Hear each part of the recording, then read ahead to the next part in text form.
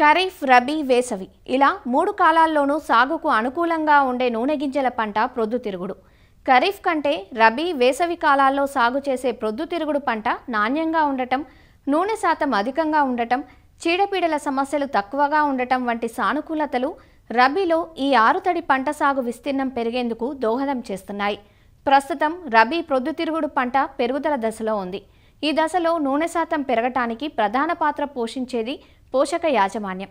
వీటితో పాటు నీరు మరియు కలుపు యాజమాన్యంపై శ్రద్ధ పెడితే రబీ పంట నుంచి ఎకరాకు 15 క్వింటాల అధిక దిగుబడులు పొందే వీలుందంటూ వివరాలు తెలియజేస్తున్నారు డాక్టర్ వైఎస్ఆర్ ఉద్యాన విశ్వవిద్యాలయం, పార్వతీపురం, మన్యం జిల్లా ఉద్యాన కళాశాల assistant professor doctor H Arunakumari.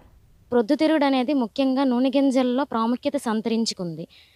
ప్రొద్దుతిరుగుడు పంటను ముఖ్యంగా అన్ని కాలాల్లో వేసుకుంటారు. రబీ, ఖరీఫ్, సమ్మర్లో కూడా వేసుకుంటారు. ప్రొద్దుతిరుగుడు పంటకు మాత్రం నత్రజనిని 3 భాగాలుగా వేసుకుంటారు. మొదటి 50% మొక్క నాటే దశలో వేసుకుంటారు.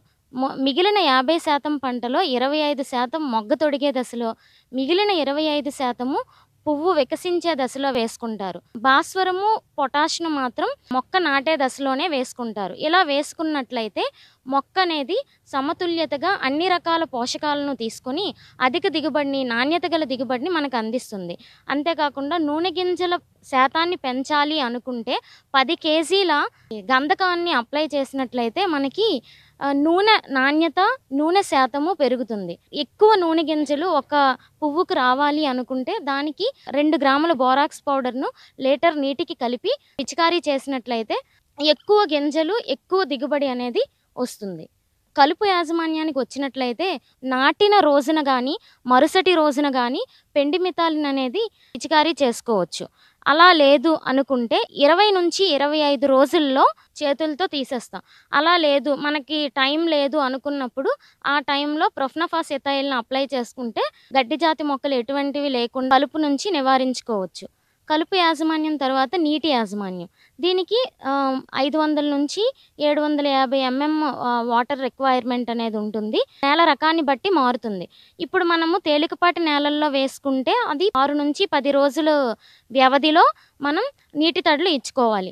అలా కాకుండా బరువు నేలల్లో వేసుకుంటే 15 నుంచి 20 రోజులకు ఒకసారి నీటి తడులు ఇచ్చుకోవాలి. ఎంత అవసరమో అంతే సమతుల్యతగా నీటి యాజమాన్యాన్ని పాటించినట్లయితే మనం అధిక దిగుబడులు సాధించవచ్చు. ప్రొద్దుతిరుగుడులో రసం పీల్చే పురుగుల దాడి ఎక్కువగా ఉంటుంది.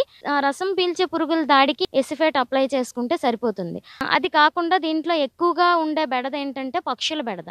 పొలం పైన మీద ఎత్తులో రకరకాల రిబ్బన్స్ వేస్తాము.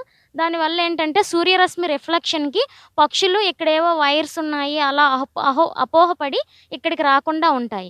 అంతేకాకుండా సౌండ్స్, శబ్దాలను, ధ్వని తీవ్రత ఎక్కువగా ఉండేటట్లు కంటిన్యూగా ప్రొవైడ్ చేయడం వల్ల మనం పక్షుల నుంచి కొంతవరకు నివారించుకోవచ్చు.